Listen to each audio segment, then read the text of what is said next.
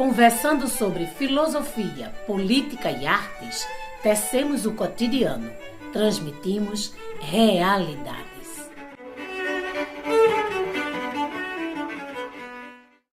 Olá, este é o programa Realidades. Meu nome é Bárbara Bastos, professora de Administração da UFPE, e o nosso tema de hoje é sobre pandemia e consumo de animais.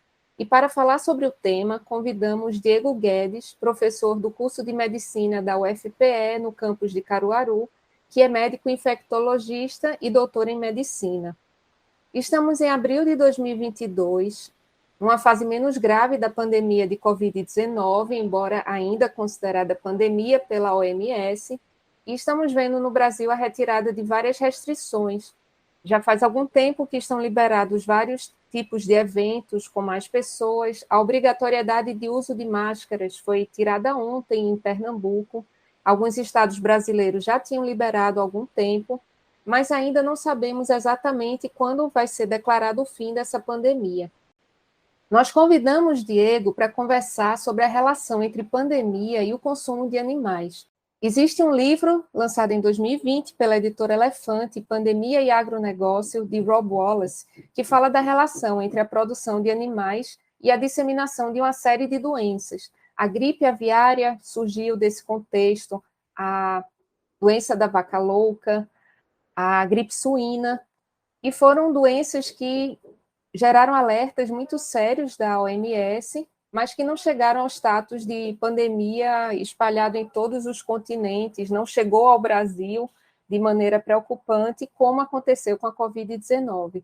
Mas é necessário entender um pouco essa questão para saber até que ponto nós devemos ficar em alerta para novas pandemias no futuro. Diego, para começar, queria pedir para você explicar para a gente o conceito de pandemia. Olá, pessoal. Então, a pandemia é uma situação, como foi colocada, que ela é declarada somente pela Organização Mundial da Saúde e isso diz respeito a epidemias que começam a afetar vários países do mundo ao mesmo tempo. Então, doenças que estão ao mesmo tempo em vários continentes, em vários países, ela é declarada como pandemia. Quais foram as pandemias ou epidemias que tivemos mais recentemente, nas últimas décadas? É, em relação a pandemias, por exemplo, uma que a gente acaba esquecendo que é uma pandemia é a infecção pelo HIV, a AIDS. Ela é uma pandemia, ela começou nos anos 80 e hoje ainda persiste, né, no mundo inteiro, mas em relação ao tema mais especificamente, algumas pandemias anteriores, por exemplo, a gripe espanhola, em 1918, foi uma pandemia. Houve também a pandemia SARS-CoV-1, e uma também mais recente foi a da gripe suína, em 2009. Eu queria que você falasse um pouco sobre como a pandemia de Covid-19 se relaciona com o consumo de animais. A OMS já tinha informado, isso foi um documento de 2013, que a maioria das novas doenças que surgiram em seres humanos nas últimas décadas, elas são de origem animal.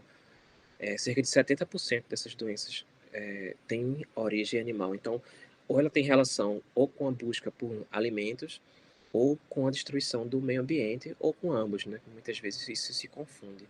Então, a partir do momento que a gente degrada áreas de mata, de florestas, para caça, por exemplo, a gente tem exposição das pessoas a novos vírus, ou vírus que já são conhecidos, mas que têm algumas mutações que estão restritas aos animais silvestres, e a partir desse momento a gente tem contato com elas, ou através das carnes que são colocadas, trazidas para as cidades para venda, né? Então, para consumo humano. E aí é uma das grandes possibilidades desse surto, dessa epidemia atual, né, da pandemia. A primeira hipótese que a OMS trabalha é que, em relação ao consumo de carnes provenientes de um mercado público, né, de carnes de caça e de outros animais, na China.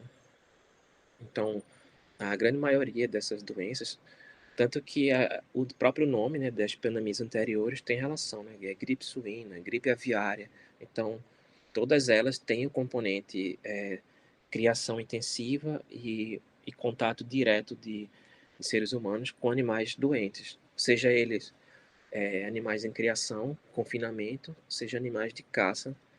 E aí tem essas exposições a vírus, como eu falei, né?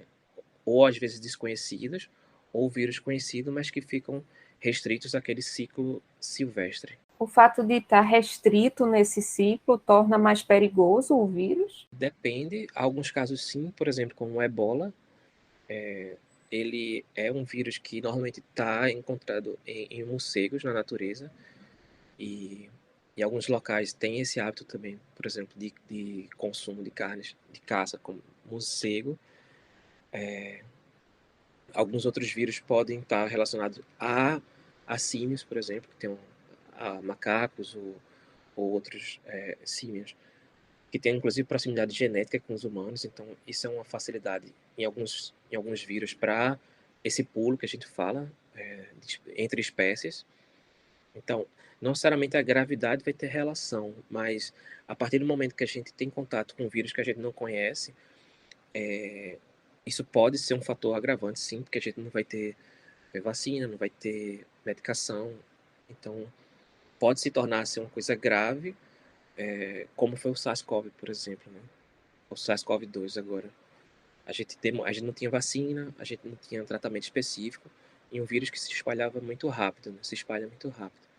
E aí a gravidade, muitas vezes, é porque a pessoa já tinha alguma doença, mas também como ocorre falência do sistema de saúde público ou privado, no caso, você não tem leito para internar. Então, muitas pessoas ao mesmo tempo doentes, isso também é um fator que preocupa. E a gente não tem como prever, inclusive para as próximas pandemias, que infelizmente vão ocorrer no ritmo que a gente se encontra, né, de degradação ambiental e de procura de alimentos de origem animal. Então, não necessariamente a gravidade vai ter relação com isso, mas é um fator que preocupa também. Quais são as semelhanças entre a Covid-19, a gripe suína e a gripe aviária? Tem vírus diferentes, né, nessas doenças? Em relação às semelhanças nas relações, elas, primeiro que foram também todas de origem animal, então são doenças virais e que causaram muitas mortes. Foram doenças que e todas com algum sintoma respiratório, né? Realmente, o fator de vírus e respiratório, ele facilita a disseminação. Então, doenças que são provocam espirros, tosse, secreção nasal, tudo isso é um facilitador. E, como eu falei, todas tiveram relação com o consumo ou a produção, ou o que seja, em relação ao consumo animal. Então, são vírus que normalmente já estão na natureza, já são conhecidos. O SARS-CoV, o coronavírus, é um vírus conhecido, tem várias cepas.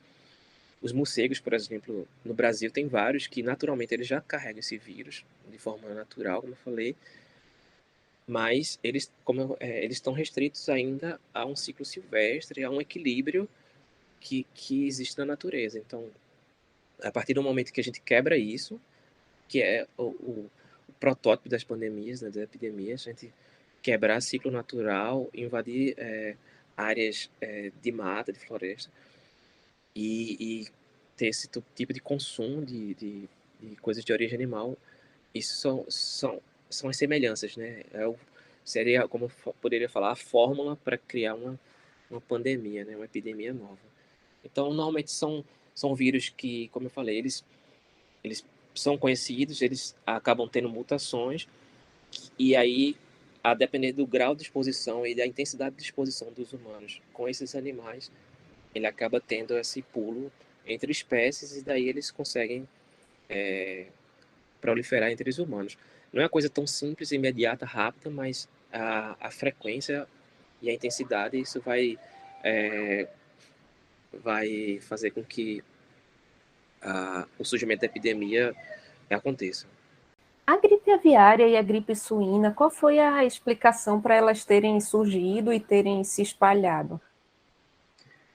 As duas foram causadas pelo vírus da influenza, tanto que a doença gripe sempre é causada, é o vírus influenza que causa, né? Então, a explicação é essa, o vírus influenza ele é um vírus que afeta vários mamíferos, inclusive alguns aquáticos, por exemplo, baleias, elas têm também, assim, mas o contato nosso é totalmente ocasional, né? Mas no caso desses animais mamíferos terrestres, porcos, e no caso das aves também, elas são afetadas. Esses vírus eles acabam tendo mutações que são ao acaso, só que ao acaso na natureza é uma coisa. Então, se ocorre uma pandemia, um surto entre algumas aves, por exemplo, entre alguns mamíferos, eles ficam restritos àquele grupo e se encerra ali mesmo. O que acontece é que a gente confina vários animais juntos e muitos deles são geneticamente classificados como clones porque eles são reproduzidos a partir uma mesma matriz. A própria variabilidade genética, que é um fator de proteção natural contra as infecções, ele se perde. Então, são praticamente todos os animais iguais e com as mesmas falhas imunológicas. Então, se um animal fica doente, todos vão ficar ao mesmo tempo. É diferente na natureza ou na espécie humana, por exemplo, que a gente tem a variação, porque a gente vem de pai e mãe diferentes, então tudo que a gente consegue misturar naquela reprodução, a gente consegue. Isso vai gerando resistência natural também, resistência genética e imunológica, o que não ocorre nas criações de animais, por exemplo. No caso dos vírus que se disseminam em criação de animais, isso é uma realidade mais recente, ao longo do tempo isso foi mudando, e dependendo do modelo de criação, assim, você falou da questão da variabilidade genética, eu queria que você falasse um pouquinho, assim, do que a gente tem hoje como modelo de criação e o que é que tem favorecido isso. Em relação ao modelo de criação, normalmente eles são locais com grande concentração de animais. Eles ficam confinados, né, obviamente, são galpões muitas vezes, e na maioria das vezes estão com pouca área inclusive movimentação, né? Então, eles ficam expostos a várias doenças, inclusive doenças por bactérias, e é um outro ponto também que a gente sempre discute, que é o uso de antibióticos nesses animais, que isso é outro ponto de grande importância internacional, né? A resistência aos antibióticos.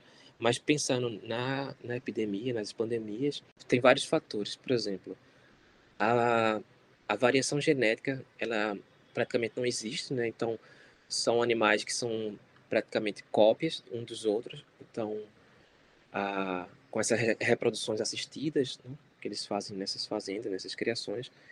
Então, o que na natureza normalmente acontece, que é os filhotes, né, as crias acabam tendo modificações, eles pegam uma parte da genética do pai, uma parte da genética da mãe. Naturalmente, a tendência é pegar as melhores coisas que existem de um e de outro e levar para si, e isso aí replicar nas gerações futuras. Isso não acontece nas criações. Então, se houver uma falha na resposta imunológica, né, nas defesas naturais dos organismos, essa falha vai ser presente em todos os animais da criação. Isso é o que acontece muitas vezes nas formações das pandemias e epidemias. Em relação às aves, normalmente esses vírus, eles existem na natureza, então é normal, e algumas aves também acabam ficando doentes e morrem.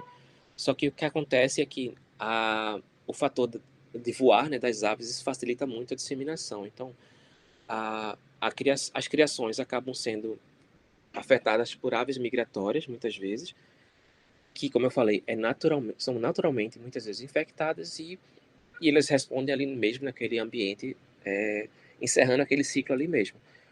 O que acontece é que uma ave doente chegando num local com grande densidade de outros animais, isso vai se espalhar muito facilmente. Então, aquele vírus que também naturalmente ocorre mutações, ele pode adquirir uma característica de ser mais virulento, que a gente fala, né? Ele pode ser mais agressivo, seja em relação à transmissão, seja em relação à doença. Pode ser uma doença mais grave ou disseminar mais facilmente. Então, um vírus mutante mais grave e que chega num local onde todo mundo está exposto e está vulnerável, e está um junto do outro, não tem nem como escapar disso, então acaba tendo esse espalhamento muito rápido. É por isso também que a gente vê notícias, né, como inclusive recentemente, desse mês, passado de março, de abate de aves, de milhões de aves sendo abatidas na Espanha, no Reino Unido, em Israel, nos Estados Unidos, por um novo surto de gripe aviária, que não chegou nos humanos, mas novamente acende o alerta da gente para isso. A gripe aviária, ela é causada por um vírus diferente do Covid-19? É o H1N1, tem outras numerações, né, com HN. Você podia explicar um pouquinho para a gente? Sim. Sempre que a gente escuta a palavra gripe em saúde, a gente associa ao vírus influenza. Da mesma forma que a AIDS é causada pelo HIV, a gripe é causada pelo influenza. Existem outras doenças respiratórias causadas por outros vírus, né? São vários vírus. Um deles é o SARS-CoV agora, né? Mas quando a gente fala gripe, a gente está falando de influenza. E influenza vírus, ele tem variações, né? São cepas. Então, esse H e N que a gente escuta e lê também nas notícias, por exemplo, H1N1 é um tipo do vírus influenza. Inclusive, foi relacionado à gripe espanhola de 1918, que teve a origem nos Estados Unidos, na verdade, mas aí tem todo o conflito da Primeira Guerra e repercute até no nome da doença. Mas existem vários tipos de H, que chama hemaglutinina, é um nomezinho, e o N de neuraminidase. Então, tem dezenas deles, de cada um. Então, a gripe aviária, por exemplo, pode ser o H5N1, por exemplo, mas existem outros, H3N2, que também teve relacionado recentemente com um surto.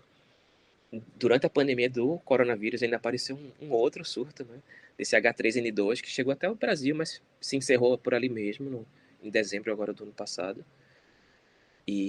Mas tem H1N1 também, tem outras variações também. No caso do influenza, a gente já tem vacina há um bom tempo, não é isso? Sim, a vacina já existe há muito tempo. Ela, inclusive, é dada de forma anual, né, nas campanhas. O Brasil sempre tem. Inclusive, está com um aberto agora para as crianças, para sarampo e influenza. Inclusive, até é importante comentar, porque a cobertura vacinal no Brasil vem caindo assim, constantemente. Chegou a mais de 90%, hoje é 60%. Então, algumas doenças, inclusive sarampo, está voltando. E a gripe é uma das doenças que a gente combate com vacina. Como é uma doença que é um vírus que muta, ele tem uma mutação muito rápida, todo ano ele está mudando, existe um sistema mundial de vigilância das, vamos dizer assim, entre as espécies de vírus de influenza, das cepas, né, das variações, e aí a partir das variações que a gente vê, das tendências de variação, a gente programa a vacina daquele ano. Sempre é baseado nas variações do ano anterior. Obviamente, a gente não tem como prever quais será do ano que vem. Se fosse possível, a gente faria a vacina já pensando no que vem. Mas como isso não é possível, a gente faz uma vacina, entre aspas, misturada e sempre baseada no que foi do ano passado e no que é a tendência para o próximo ano. Então, a vacina sempre vem, normalmente nessa época, né, de maio, junho, pensando sempre no inverno do país, que é um momento de mais preocupação e de maior número de casos. É uma vacina já conhecida e segura e importante, principalmente para os grupos mais vulneráveis, né?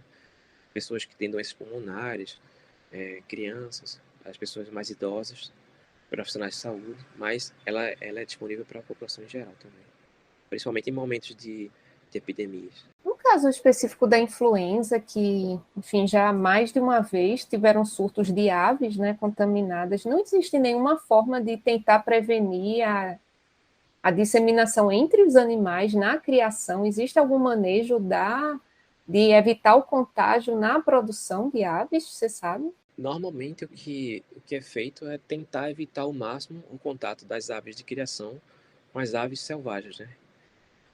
Só que isso é muito difícil acontecer.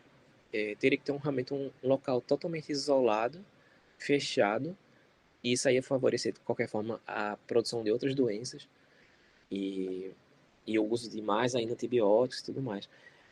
E existe também o fator do ser humano, que o próprio trabalhador ele pode levar o vírus para dentro da criação, se ele tiver tido contato fora do local de trabalho. Então, não com a doença, mas às vezes o instrumento dele, a bota, a roupa que ele estava fora, dependendo teoricamente é possível também, assim, não é o comum, mas é possível. A saída que esses produtores, né, esses donos de locais de criação fazem é tentar ao máximo fechar, né, confinar. Isso, como eu falei, isso acaba repercutindo com outros problemas. Mas mesmo com todos esses cuidados, ainda se vê, como eu falei, ainda hoje, né, esses surtos continuam. Então, é uma coisa difícil de controlar e quando aparece, ele se alastra muito facilmente, até trágicas, né, aquelas aves sendo abatidas e tudo mais, muitas vezes acaba até a produção inteira, né, eles acabam tendo que matar, né, incinerar e tudo. Então, é muito difícil porque são vírus que se espalham muito fácil e essas aves, elas são aves migratórias, então elas estão viajando o tempo todo, anualmente. É muito difícil disso ser controlado. Até por isso também, normalmente eu tendo a falar que, até se discutir, né, assim, realmente é necessário criar essas aves todas, porque a ideia de criação intensiva e de qualquer tipo de produção sempre é com aquela coisa de aumentar a oferta de alimentos e diminuir a fome e tudo mais, mas não é o que se vê na prática, assim, né? As pessoas continuam com fome e agora com doenças, né? Com pandemias e tudo mais. Então, é muito difícil esse controle, é praticamente impossível na natureza controlar isso. No caso da gripe suína, que não, enfim, não é uma ave, não tem aves migratórias, quais são as explicações para a doença ter chegado nos porcos, sendo criados e depois passar para os humanos? Essa tem também a própria variação do vírus, que aí ele pode ter sido inicialmente de humanos e haver trocas entre os próprios animais. Outra coisa também é que, como eu falei, o vírus influenza ele naturalmente infecta mamíferos. Então, pode ter havido uma mutação no próprio vírus que afeta os porcos e a partir disso houve o espalhamento para os trabalhadores que normalmente são os primeiros a se expor e se infectar, né? As pessoas que estão trabalhando diretamente com isso, seja no manejo, no abate ou na venda dessas carnes. E a partir daí ele se espalha para as pessoas, toda a população em geral. Nós vamos para um breve intervalo e estaremos de volta com Diego Guedes.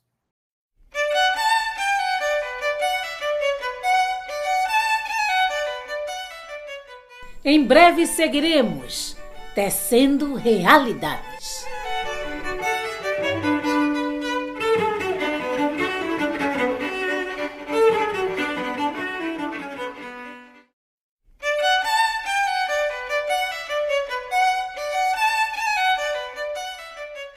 Estamos de volta, apresentando Realidades.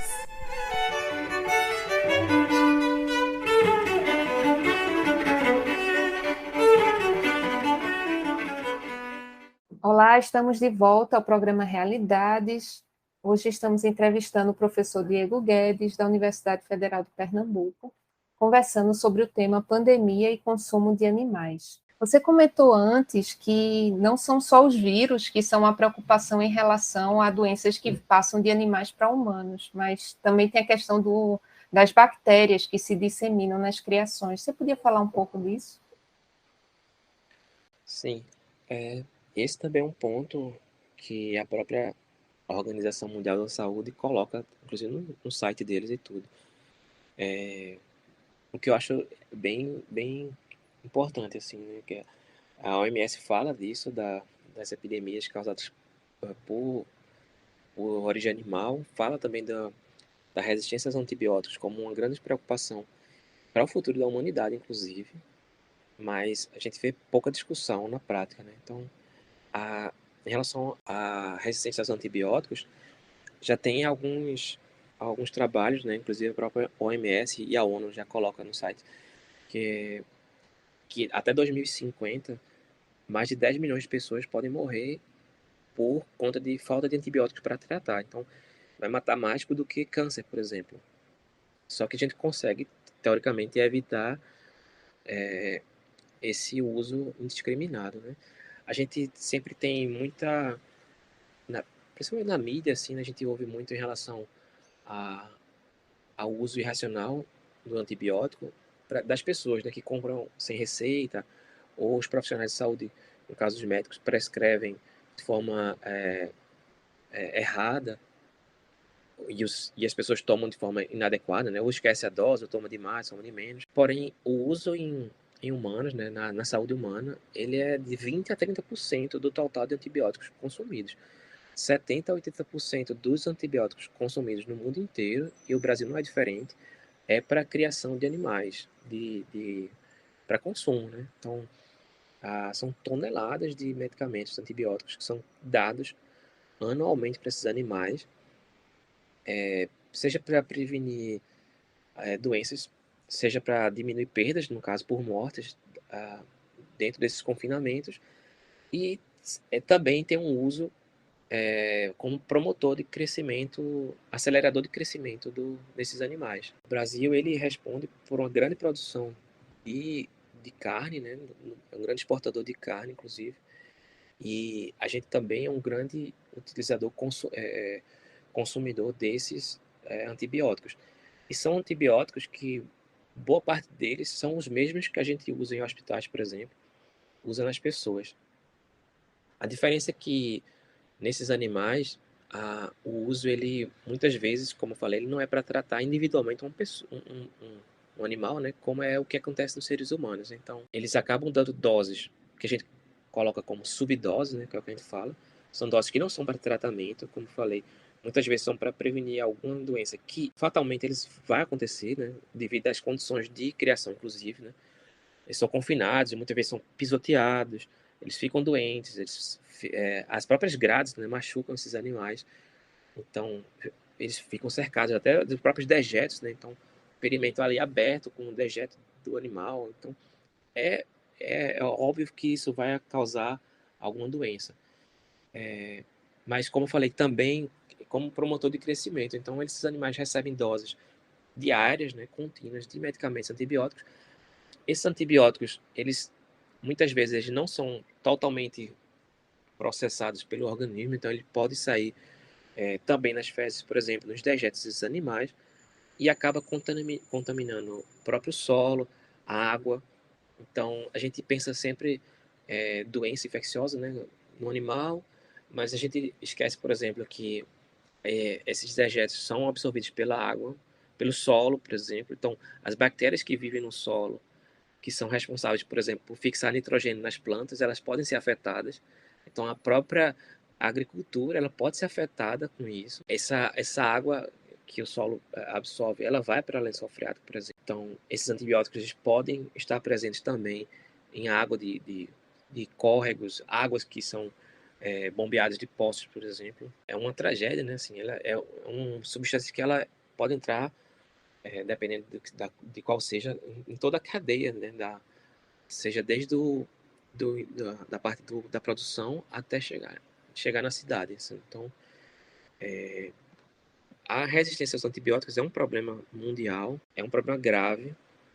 A gente tem poucos antibióticos novos produzidos. Se a gente pensar, olhar bem assim, a gente esquece às vezes, né? Parece que sempre existiu antibiótico, assim, mas eles foram dos anos de 1940 para cá. Então, é muito recente na história da humanidade o uso de antibióticos. E mesmo assim, a gente já vem perdendo vários desde a resistência aos antibióticos, no momento, ela caminha mais rápido do que a criação de novos antibióticos. E um grande impacto disso é o uso na criação de animais. Não só animais terrestres, Mas essa criação, por exemplo, de tilápias, salmão, camarão, esses peixes em tanques também, eles, eles usam antibióticos também na água dessas criações. Então, todo mundo é afetado e, como eu falei, né, o prognóstico, né, o que a gente vê para o futuro, do jeito que está nesse momento, é realmente uma grande tragédia, assim. A gente já começa a ver alguns casos, né, isolados de pessoas que são internadas para tratamento por alguma infecção grave, né, sepse. Casos recentes, inclusive no Rio Grande do Norte, por exemplo, que a bactéria que afetou aquela pessoa, ela era resistente a todos os antibióticos que a gente conhece atualmente. Então, não tinha nada para fazer, a não ser esperar que o organismo pudesse combater através de anticorpos, células de defesa, o que for. Porque antibiótico não tinha nenhum para tratar. Então, essas bactérias já existem e quando aparece, obviamente, a gente tem o mais alto alerta, assim, né, de isolamento da pessoa, tentar não espalhar isso para outras pessoas, porque imagine se chega uma bactéria dessa no hospital e ela se espalha para outras pessoas, assim, a tragédia tá feita, né? Então, a, apesar de, como eu falei, existir realmente um papel do uso errado, indiscriminado, muitas vezes. A gente viu muito disso na pandemia, né, agora da Covid, né, do uso de antibióticos para tratamento da infecção viral, quando, na grande maioria das vezes, não era necessário. Da mesma forma que a gente percebe o uso de antibiótico para tratar dor de garganta, por exemplo, às vezes acontece muito. Mas, lembrando, isso é o mínimo, a mínima parcela nesse contexto todo. Realmente, a grande maioria do uso de antibióticos é para uso na criação de animais. Essa perda de efeito dos antibióticos, isso acontece porque quando se usa muito, as bactérias conseguem se desenvolver para resistir a eles, é isso? Na verdade, existem vários mecanismos de defesa, né, de resistência, mas alguns mais comuns, por exemplo, pode ser aleatório, e não é. Ela tem uma resistência já natural àquele antibiótico, e aí quando a gente vai tratar uma pessoa, ou um animal, o que for, né, ou não humano, a gente vai dar um antibiótico, ele vai conseguir eliminar praticamente todas as bactérias, e aquelas que já têm uma resistência natural, elas vão ficar. Isso é uma possibilidade. Existem algumas outras, como, por exemplo, elas têm um mecanismo de expulsão do próprio antibiótico da célula, da bactéria, por exemplo. O antibiótico entra e ela tem uma bomba, a gente fala assim mesmo, uma bomba de. Ela, o que entrou, ela joga para fora, mas isso ocorre, é normal, é natural, sim. Por isso que a gente sempre, quando faz o tratamento, a gente faz uma dose relativamente, eu não diria alta, mas ela é acima do que é o mínimo que é natural, que é necessário, que a gente chama concentração mínima. Então a gente sempre trata acima disso, justamente para tentar evitar que mesmo essas que têm algum grau de resistência, elas ainda consigam permanecer ativas. Quando a gente faz dose menor, que é o que acontece muitas vezes nas criações de animais, porque, como eu falei, muitas vezes o antibiótico não é para tratar, ele é para induzir crescimento, por exemplo. Essas bactérias que já são naturalmente resistentes, elas vão permanecer nesses organismos. As que eram sensíveis, elas são eliminadas logo de cara e as resistências continuam. Como a dose é baixinha, então elas não são afetadas. Esse seria um dos mecanismos para essa resistência. Existem alguns outros que as próprias bactérias, por exemplo, elas podem trocar material genético uma com a outra. Então elas, entre aspas, aprendem a resistência e passam para outras. Então são alguns. Mas, como eu falei, a grande maioria ocorre de forma natural. O problema é que a gente usa o antibiótico num contexto que não é natural, que é o confinamento. Como eu falei, assim, se uma bactéria desenvolve resistência num animal isolado, não é um problema. Ele vai ficar doente, talvez a doença morra, mas ele vai ficar separado naquele contexto, naquele cantinho lá. Seja ele num pequeno produtor, numa pessoa que tem um sítio, um agricultor familiar, por exemplo, tem umas galinhas, tem um boi, tem uma cabra. Já, normalmente ele não vai ter muito problema. Se ela ficar doente, ele pode até tratar e ela vai ficar boa, talvez, e tudo bem, se encerra ali. Uma outra coisa é quando tem milhões de animais todos juntos, sem nenhuma diversidade genética, submetidos a todo tipo de estresse, né? Então, falta de luz solar, por exemplo, calor, superlotação, pouca circulação de ar, tudo isso são fatores que favorecem a disseminação de doenças em geral.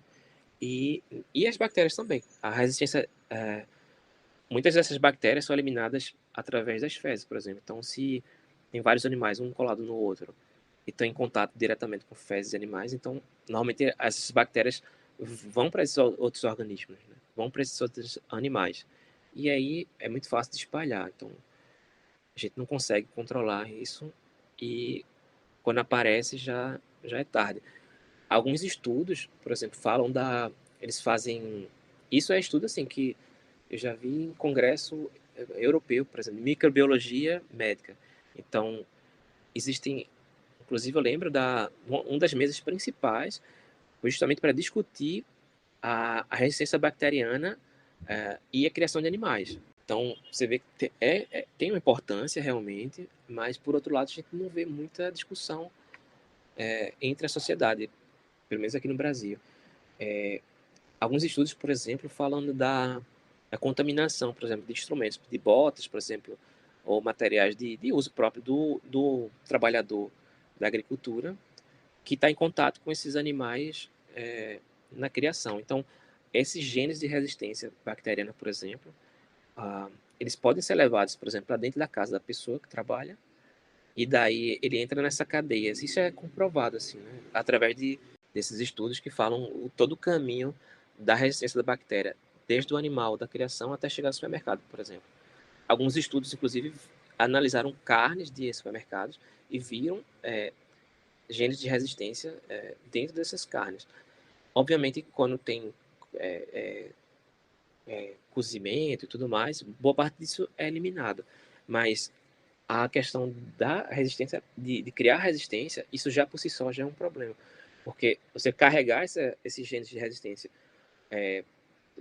do local que foi criado até um local maior e chega na cidade, por exemplo, isso acontece muito. E é por isso que eles acabam chegando. Então, a pessoa pode ficar colonizada, por exemplo, por bactérias já resistentes, ela pode não ter nenhuma doença, mas caso venha a ocorrer a ficar doente, ela vai ser tratada e essas bactérias vão se sobressair, né? Esses mais alimentos, por exemplo, que vêm contaminados já de, de centros de produtor, entrar em hospitais, ou seja, o próprio visitante do hospital que já pode estar colonizado e carregar bactérias para dentro, já com essas resistências. Então, o controle maior realmente deveria ser de onde vem, né? Sempre a gente tenta procurar resolver as coisas de onde elas são criadas, né? Mas, pelo contrário, a gente não vê nada de efetivo em relação a controle. A Anvisa, por exemplo, ela tem documentos que falam pedindo para que seja revisto esse uso na produção animal. O FDA nos Estados Unidos tem também documentos falando com muita preocupação sobre o aumento da resistência bacteriana e relacionado com o grande uso de antibióticos na criação de animais, mas o lobby dos criadores, né, das pessoas que trabalham com isso, os grandes produtores, é muito forte. Então, eles acabam que se sobressaem às recomendações das autoridades de vigilância dos países, né? Seja, por exemplo, nos Estados Unidos, seja aqui no Brasil. Isso certamente ocorre em outros países do mundo ainda. A gente tem alguma orientação que parta das entidades de saúde nesse sentido, de criar regulamentações para os métodos de produção de animais para prevenir essa disseminação tanto de bactérias quanto de vírus? Eu não conheço. Da parte de saúde, eu não conheço. O único documento que eu já vi, assim, na verdade, quando você fala das agências de saúde, eu entendi mais em relação por exemplo, Conselho de Medicina, Conselho de Medicina Veterinária, talvez. Realmente, esses eu não conheço nenhuma recomendação, nenhuma documentação sobre isso.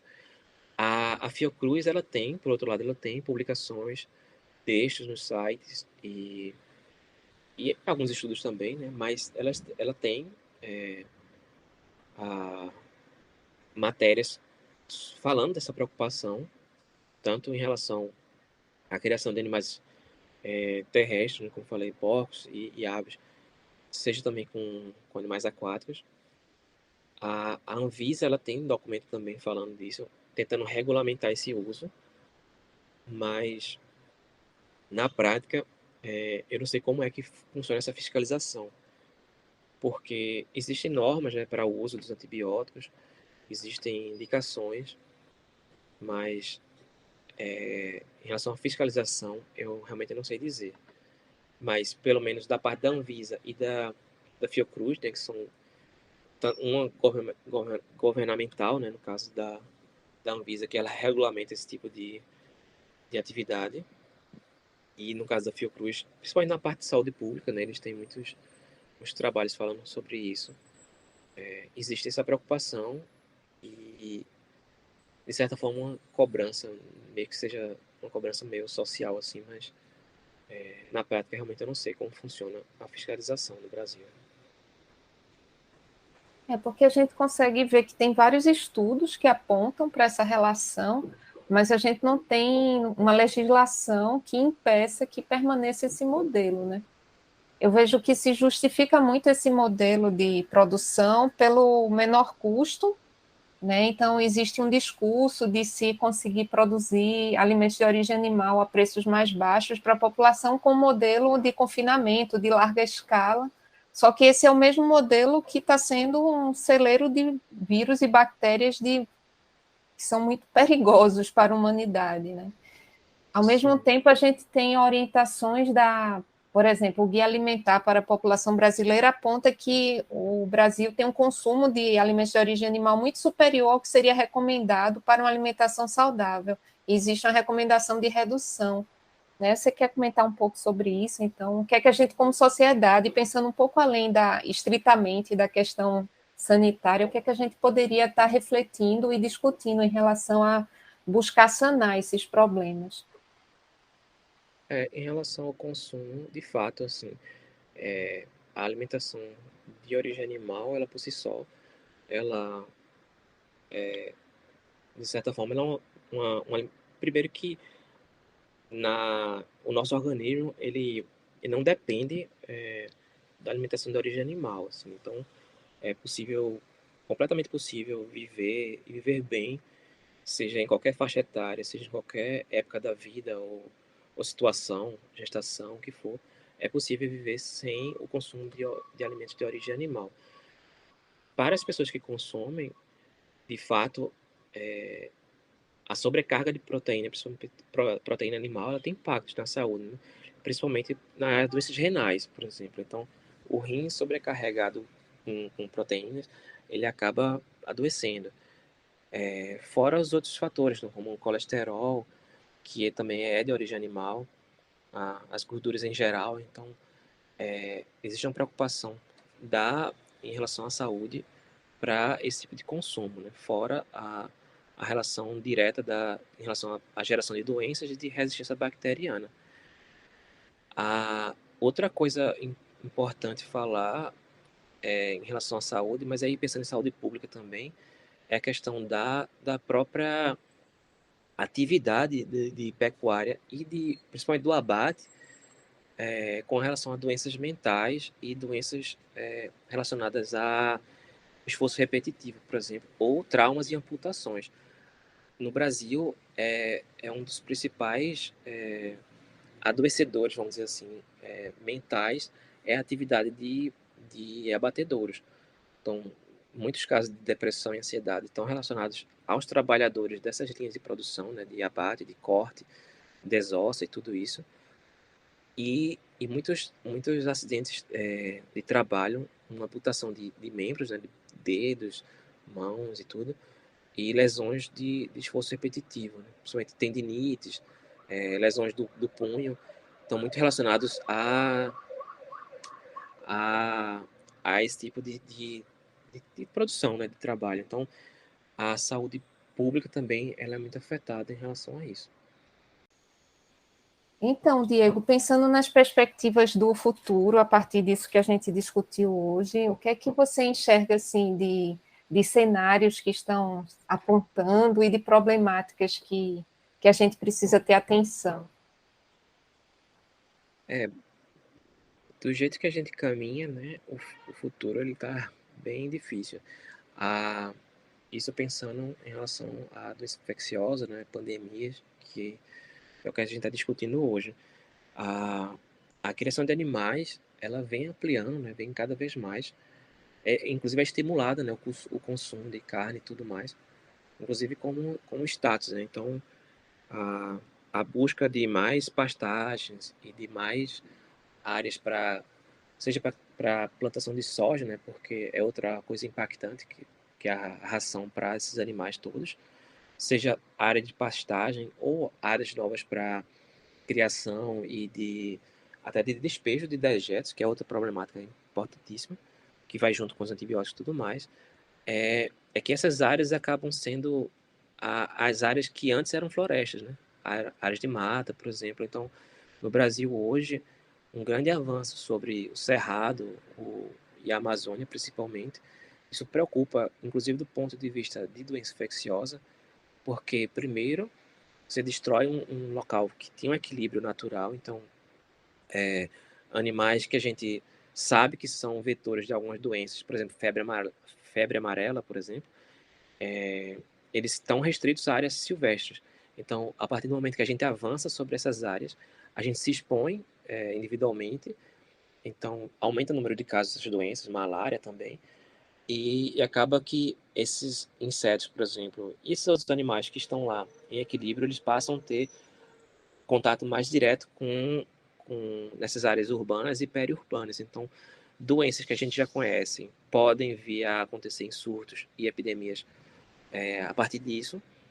E uma coisa até, não sei se que é pior, doenças que a gente não conhecia, doenças novas, podem aparecer a partir disso. Então, a gente perde em vários pontos, né? Outra coisa também, a gente discute muito em relação a antibióticos e, e criação de novos antibióticos, que realmente não existem novos, são pouquíssimos novos que a gente tem nos últimos anos.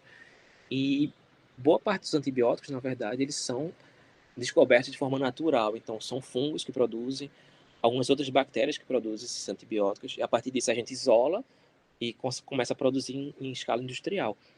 Se a gente destrói esses ambientes naturais, a gente perde a oportunidade também de descobrir, inclusive, novas espécies ou novos agentes que poderiam ser, é, é, como é, poderiam ser, a partir disso aí, produzir novos medicamentos, por exemplo, seja antibióticos, seja algum medicamento para alguma outra doença que a gente ainda nem conhece, mas nunca vai conhecer porque a gente acabou destruindo sem nem saber, na verdade. Animais também, que normalmente eles podem ser produtores de algumas medicações, por exemplo. A gente pode perder essa oportunidade. E em relação às pandemias, também, a partir disso, né, essa grande criação, que inclusive não parou, né? A gente teve a pandemia, continuou tendo. A gente está tendo alguma melhora nesses últimos meses, mas, como eu falei, né, a gente vem tendo melhora da pandemia do Covid, ao mesmo tempo que a gente vê que tem epidemias de gripe aviária acontecendo em vários países da Europa, nesse momento, inclusive. Um abate de milhares de aves. Então, enquanto a gente não se dá conta que a gente vive num planeta único, né? Então, a saúde, a gente discute muito essa coisa da saúde única, da saúde global também. Os nossos atos, que seja ele em qual país for, eles afetam as pessoas em todo o mundo. E, e hoje ainda mais, com viagens que são muito fáceis. O próprio transporte de animais, ele é muito constante. Então a gente leva rapidamente doenças de um canto para o outro, seja ele internamente no país, seja ele para outros países. Então não é só o transporte humano, né, e a aviação, por exemplo, é o transporte, por exemplo, entre navios de milhares de animais que podem estar doentes, podem carregar a doença de um canto para o outro. Então, isso é uma coisa muito grave E a tendência, se a gente realmente não tiver uma intervenção mais séria, a gente vai ver, infelizmente, cada vez mais doenças aparecendo, né? Doenças antigas que já estavam controladas voltando a aparecer, doenças novas a gente vai ter que enfrentar, e isso tudo acaba impactando na vida de bilhões de pessoas, né? A partir da eu coloco assim como irresponsabilidade, né, de muitas, a gente acaba sofrendo coletivamente, né? A partir de uma coisa que, no fim das contas, não é necessária. A gente não realmente, de fato, a gente não precisa de consumir alimentos de origem animal. Então, se a gente não precisa, ok, então vamos tentar não fazer, né? Se fosse realmente uma coisa essencial, a gente até podia discutir a melhor forma e tal, que é o que a gente escuta na prática, assim. Não vamos tentar amenizar as coisas, mas é muito difícil num momento que a gente vive, com essa produção sempre em crescimento, né? Então, a gente é sempre mais e mais e mais. A gente precisa parar, né, em algum momento e recuar nessa produção. E mesmo assim ainda vai ser difícil para algumas coisas, por exemplo, a resistência bacteriana, mas no geral, realmente a gente precisa rever isso aí, e para pensar realmente no futuro saudável, a gente precisa rever esse consumo de animais. Diego, você tem alguma mensagem final para a gente encerrar o programa? Acho que como mensagem final, acho que a gente poderia, enquanto sociedade, talvez se unir mais e cobrar em relação a questão das políticas públicas de saúde. Realmente a gente precisa ter ciência, né? Acho que internalizar isso, que a gente está caminhando para um ponto sem volta, assim. Em relação aos antibióticos, por exemplo, a gente ainda trata muita coisa, mas ainda assim eu vejo por outra com muita dificuldade. Então, se a gente não se inteirar que isso realmente vai chegar num ponto que não vai ter mais nada para tratar, a gente realmente vai sofrer muito para frente. Então, a gente precisa cobrar, né, as políticas de regulação de uso de antibióticos, as políticas de própria criação de animais, né? Infelizmente ainda vai demorar a gente corrigir isso, e talvez até um dia, quem sabe, a gente parar de consumir animais, né? Mas até lá, acho que a cobrança da sociedade em relação a isso é importante. A gestão pública de saúde, ela precisa ficar mais atenta a isso, em relação à vigilância das resistências, às vigilâncias de novas epidemias, a esse controle de devastação ambiental. Eles precisam ser mais eficiente, realmente parar esses locais de mata, de floresta, né? Na verdade, eles são grandes centros de equilíbrio ainda da saúde humana e em geral, né? Do planeta inteiro. Então, a gente destruindo, a gente vai continua mexendo com o clima, mexe com a própria disposição das doenças. Ela muda, ela passa a estar mais presente nos seres humanos. Então, eu acho que é a primeira coisa saber, né? Acho que muita gente nunca faz essa associação entre o consumo de animais e resistência a antibióticos, por exemplo, ou até o surgimento de novas pandemias. Então, a gente acho que primeiro precisa estar ciente disso, e cobrar, né, que isso seja mais fiscalizado e que isso ocorra cada vez menos. Diego, muito obrigada pela presença no programa Realidades. Eu acho que trouxe várias coisas que a gente não vê com muita frequência, né? Vários problemas que estamos como sociedade produzindo e que é muito importante a gente tentar mudar essa realidade.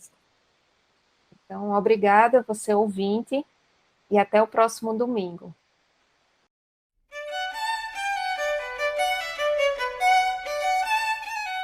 Acabamos de ouvir Realidades. Oferecimento Proeste, UFPE.